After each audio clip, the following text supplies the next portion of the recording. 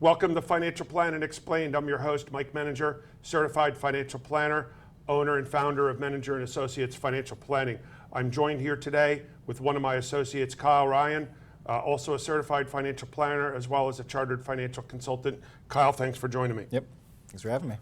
What we're going to talk about today, I cannot believe actually that having this show for almost 2.5 years, that I never once talked about insurance, or at least insurance as a whole. Certainly not life insurance. So what we're going to talk about today is quick overview of the different types of insurances.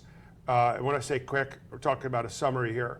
But what we're going to really dive into today, which is certainly going to take more than one episode, is we're going to dive into life insurance. Okay, life insurance is a very, very important component. Actually, really all insurance is a very important component of financial planning. Life insurance is a component of the insurances, and quite frankly, probably the one that is the most misunderstood and certainly most misused, yet there's so many different things that you can learn about it. And once again, this is, the focus and the goal of this show is to provide informative, just information that you can use. We're really not here and we're not designed to provide any specific recommendations. This is really for informative purposes only. So with no further ado, let's begin. Yeah. So again, with your 6 areas of financial planning, you got cash management, tax planning, risk management, which is insurance planning. Okay, that's where you're passing the risk on to the insurance company. You got investment planning, retirement planning, and estate planning. And as I've always said before, each of these 6 areas are intertwined. And certainly tax planning and tax planning strategies are intertwined with everything else, but risk management absolutely is. Yep. Okay, and conceptually, the idea of insurance, and this goes with all insurance, is you pay a little bit in the form of a premium to protect yourself from a major financial disaster. Yep.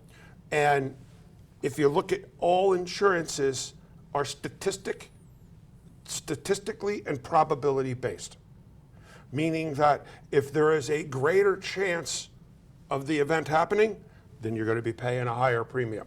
If there's less of a chance of it happening, then you're going to pay less of a premium. Yep. So what are the major hitters of insurance? Well, different types of insurance I like to refer to as property and casualty insurance, P&C. Okay, that's your homeowner's insurance, your automobile insurance. They even have liability insurance as part of that. And generally, that's when you go to whoever your insurance carrier is, wherever your homeowners is, because usually the property and casualty carriers have all the different lines. Yep. Okay, medical insurance. Everybody knows about medical insurance. I mean, you're crazy if you don't have it. That might have been a recommendation, huh? All right. Well, fact of the matter is that everybody knows about medical insurance. Because of the fact that the chances of me going to a doctor, the chances of, me getting medications, the chances of me having an accident, breaking my arm and all that means that the likelihood of happening is much, much greater, and the costs are greater. Yeah. Hence, medical insurance is the most expensive insurance there is, and it's all based on the likelihood of something happening. Yeah. Disability and long-term care insurance, I coupled them together because I think that they both have similar features to them. You have the underlying insurance with a bunch of riders on top.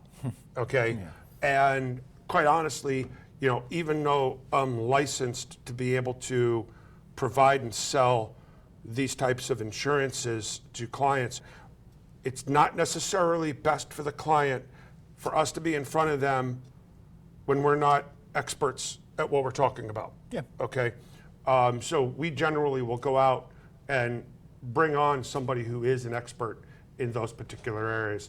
And then last but not least is life insurance. okay? Life insurance is like Baskin-Robbins, 31 flavors. There's a whole lot of different flavors of life insurance out there. And so the purpose of today's show is to talk about and understand the different types of life insurance, when you use them, when you don't use them, advantages, disadvantages, because there's just a whole lot to know about it. Oh yeah. Okay, so you ready to get jumping in? Yeah, I was just going to say, there's nuances with all of them. You know, it's just, I like how in different areas of your life, they will impact you more. Right? Correct. You don't need disability insurance when you're retired. That is correct. You know, and even with life insurance, as we're going to go into, different life insurance policies fit at different times in your life. That is correct. That is correct. Thanks for pointing that out. So let's jump right in. So there's basically two types of insurance. You got term and permanent. Now, if you've been around the block, you always hear people call it whole life. Okay? And I refer to whole life as like saying a Kleenex, but it's a tissue. Okay? Yeah. Whole life insurance is a type of permanent insurance. And we're going to spend a lot of time talking about permanent insurance today and how it works, because it's important to understand how it works. And we'll get into that in a little bit. Then on the other hand, you got term insurance. Term insurance is nothing but the insurance, okay? And once again, term insurance has two basic varieties, okay? Group term and private. Okay, well, what's group term? Well, a lot of companies offer the ability for employees to buy insurance. Okay, great. Oftentimes, the company will give them up to one-time salary, okay, or two-time salary, or whatever the case may be. And then they give the ability for the employee to buy up. Yep. And so most employees will look at it and say, hey, this is pretty cheap, okay? It's also very important to understand how it's priced, okay?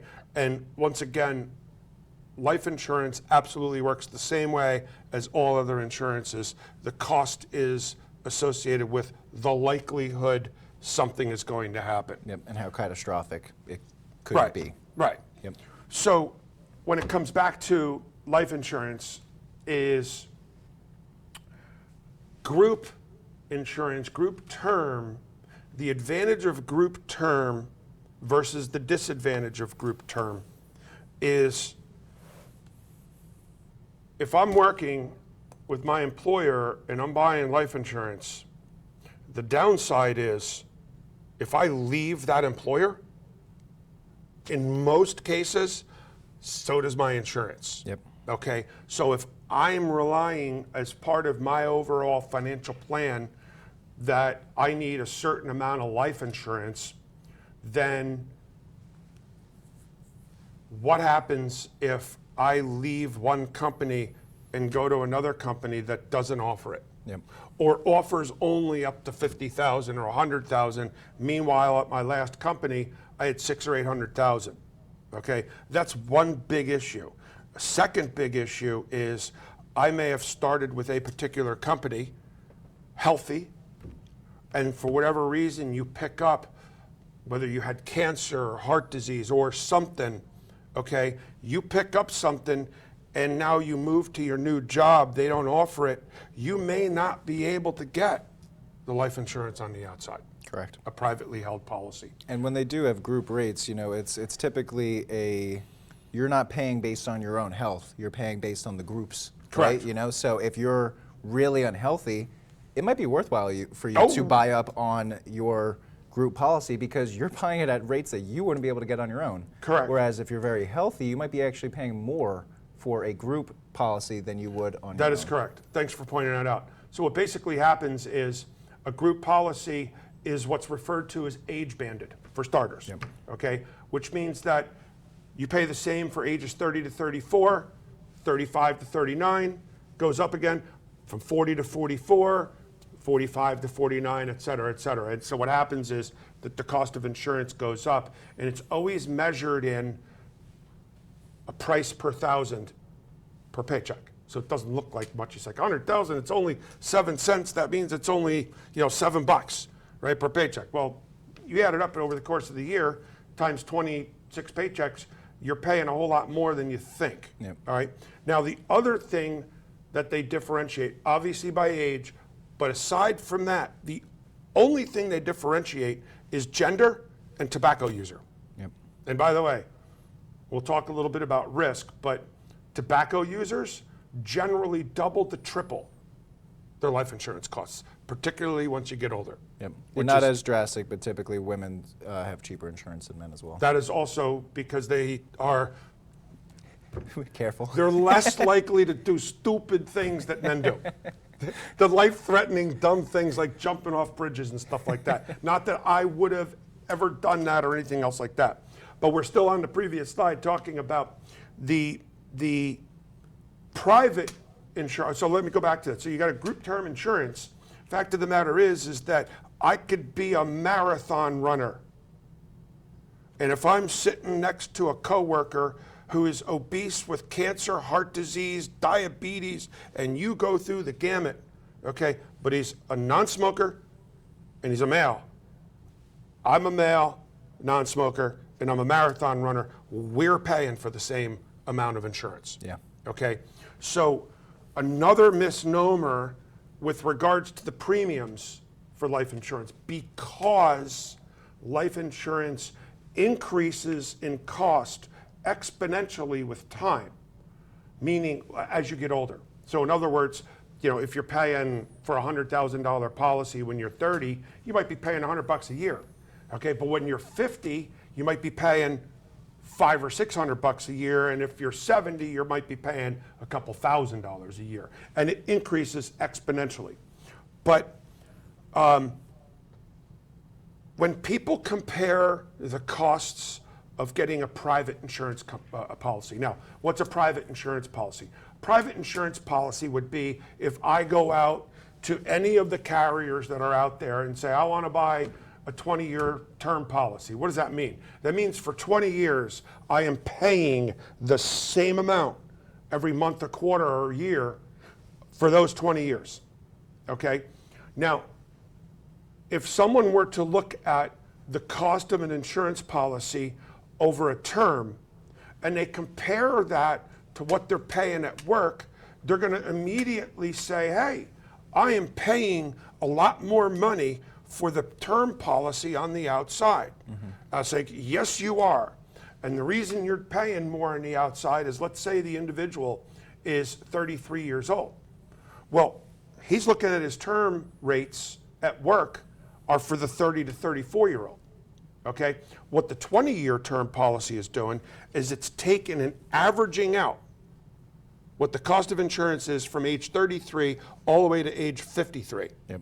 And if you were to go back to your age band rates at work, which is hard to find, just so you know, but if you go back to your age band rates at work, you will find that if you took the average of those 4 time periods, it would be a lot more expensive than if you got a policy on your own.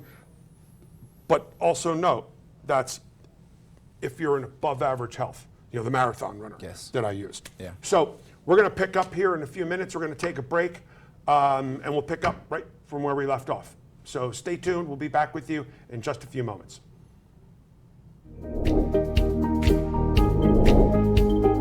Have you saved enough for retirement? Are you financially prepared for an emergency or unexpected event? Have you thought about your financial future? Hi, I'm Mike Menninger, founder of Menninger Associates Financial Planning. For over 20 years, we have been answering our clients' questions just like these as we develop unique and comprehensive financial plans tailored to meet their needs. When addressing your financial plan, we incorporate your entire financial picture, including taxes, estate planning, as well as investment planning and retirement planning. So call us today for a complimentary, no obligation consultation.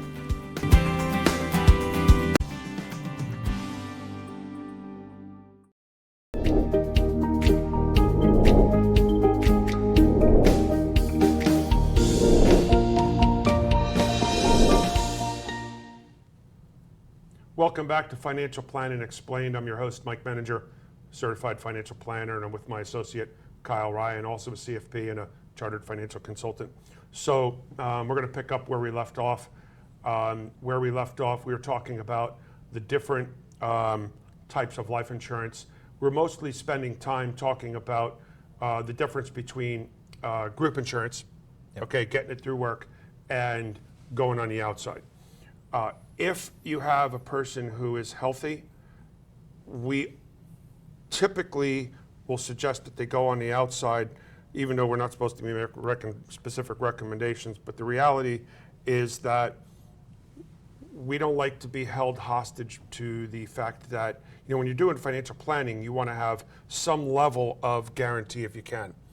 And we've seen it too many times where a person leaves one company, goes to another company, and they can't get the insurance, or the insurance isn't there. Yep. And we've also seen it enough times during the course of our lifetime where somebody has an event. Yep. The Buffalo Bills guy, chances are he's probably not going to be able to buy life insurance anytime soon. Okay, the guy that went down. Yep. And probably before that, he was a really healthy 24-year-old that, but anyway, so other different flavors, so to speak, of your term is you have annual renewable term, that's ART, and then otherwise you see it generally in 10-year term, 15-year term, 20-year term, and 30-year term. And we're going to talk more later as to how you go about selecting which term policy do you want. Do you want the annual renewable? Do you want 10? Do you want 20? Do you want 15? When it comes to design of life insurance. So what we haven't talked about yet is permanent life insurance. Okay, permanent life insurance, as we referenced in the first episode, basically, everybody calls it whole life. Well, it's not really just whole life, all right? But how does it work? All right, what happens, I hate to compare it to a mortgage, but it's not, okay? What happens is that they basically say, if you're buying a life insurance policy, okay, and what's going to happen is you're going to put more premiums into the life insurance policy in the earlier years of the insurance policy, and it builds cash value. And at some point in time down the pike, you have the ability to either access that money or the cash value, which is the money that's in the plan, okay? The cash value can be used for, hey, it's an emergency. I want to either withdraw or take a loan against the policy, okay? There are actually policy designs that we'll talk about later that people use it for as a supplemental retirement type of planning. But yeah, we're not big fans, okay? So we're going to talk more about the permanent insurance in a little bit, but what I want to talk about is the ratings and how ratings work, okay? So as we discussed earlier, when it comes to any type of insurance, it's all probability and statistically based. So what they call it is your premium is the amount of money that you pay. Next slide, please. And it's a function of the likelihood of something happening, okay? Well, as we pointed out with group term, is they differentiate between males and females. Well, what is it? Females live longer. Life expectancy of a female is longer than that of a male. Because we do dumb things. That participates in why our life expectancy is shorter. Okay, but I jokingly say that, but there's a certain level of truth in that too. So, but then it comes down to your health. Okay, once again, we talk about the marathon runner. You compare the marathon runner to the person who is either obese, has cancer, heart disease, or any of those could have a serious impact on either their ability to get life insurance or how well they're rated. And so what you see generally are three basic ratings: preferred, standard, and substandard, which is also referred to as table. Table 1 is the best, table 2 is slightly worse, table 3 is worse yet, And as you can imagine, if you have history of, heart disease, diabetes, high blood pressure, high cholesterol, and all these different things, basically that means you're at a greater risk of dying than the marathon runner. Yep. Okay? And so the marathon runner's probably going to get a preferred insurance policy or a preferred rating. The preferred rating means that if he's buying $1 million life insurance policy, he's paying less than the guy who would be, with all of the health problems. Yeah. Yep. And so they also throw in the stupid guide things. You have to fill out questionnaires. We talked about tobacco, okay, tobacco use, and that is chewing tobacco, dipping, smoking. They haven't gotten into vapes yet. No, and I wonder in the future, as they develop data as to whether but vaping may very well, actually it is considered tobacco use. I'd be hard pressed to believe that they won't include that. Same thing with marijuana one day. Right. Right. So actually it is included with marijuana. But it's also interesting too, and that's the beauty of going through like an insurance broker. So let's say for instance, you go through an insurance broker and they come out with a list of 10 different companies that would offer insurance. Well, it's interesting because I've seen this before during the course of my career is, company A, okay?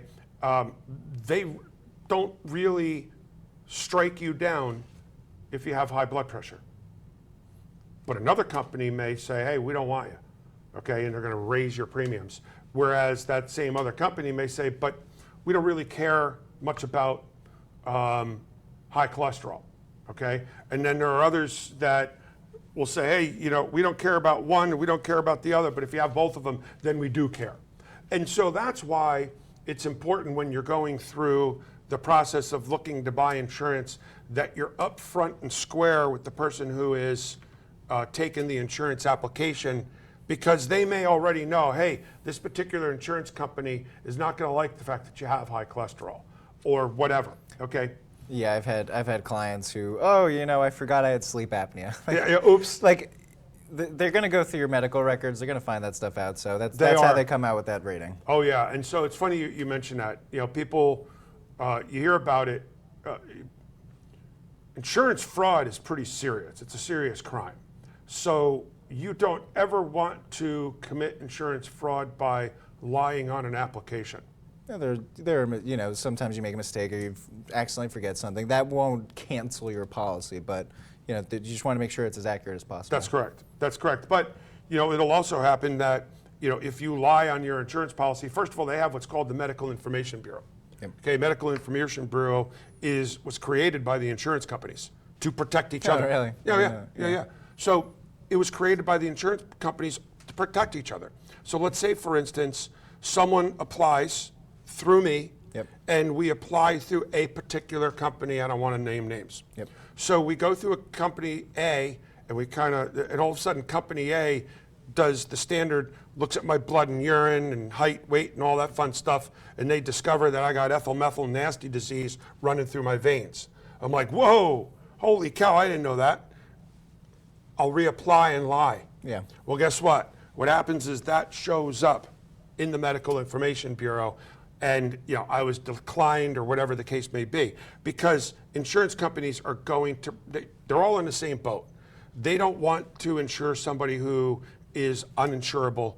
Yep. Because you know what? Guess what? Insurance companies, They're not in the business. They're in the business of making money. or they are in the business of making money. So, and then again, there's the other risk factors such as scuba diving, skydiving, auto racing, Rock climbing. rock climbing. That's right. Yeah. So there's a they have a lot of other things because obviously people who do these types of activities are at greater risk of a life event. I mean, when I say life event, of dying. I mean, that's what the insurance company is concerned with. However, unlike like long-term care insurance or disability insurance, they don't care if you have back problems, okay? Because back problems are annoying and could put me on disability.